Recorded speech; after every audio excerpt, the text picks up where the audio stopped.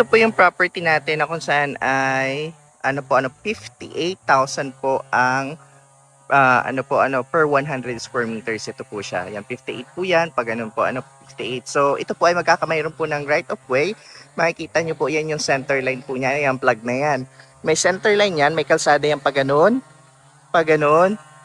May mga kalsada po yan right of way na 6.5 meters wide at yung entrance natin ay 8 meters wide po. Ito po palang property nito ay open for cash and installment po. 58,000. Ayan po, ito po ay Barangay Road. Ayan po. Doon sa front po natin, ang price po ay 100,000 per 100 square meters po. Sa pinaka-front. Pero dito sa pinaka-back, ang available po natin ay 48,000 at saka 58,000 per 100 square meters sa cash. Pwede rin po siya sa installment. And yun nga po, lahat ng block natin dito, magkakameron po siya ng access road na 6.5 meters wide. Nakikita nyo po itong area na to.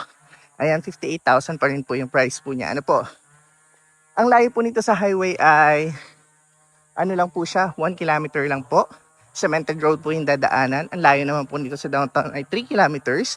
Ito po ay bungad po ng ng Bicol. Ayan po, ito yung unang town ng Bicol. Ayan po, galing Quezon Province. So Tagkawayan is is Quezon. Yung next ay Del Gallego. So ito po ay Del Gallego, Kamsur po. Barangay Pinagdapian. Yan po yung location natin. Yan po siya. Ito po ay 90% flat land. And ito po ay 3 hectares in total. Yan po siya. Ito po pala ay TCT. Clean title na po ito. Ayan po. Transferable na rin siya. Ayan po yung property natin. Along Barangay Road. Pasok po ang sasakyan. Kahit anong klaseng sasakyan pa, So, ayun po.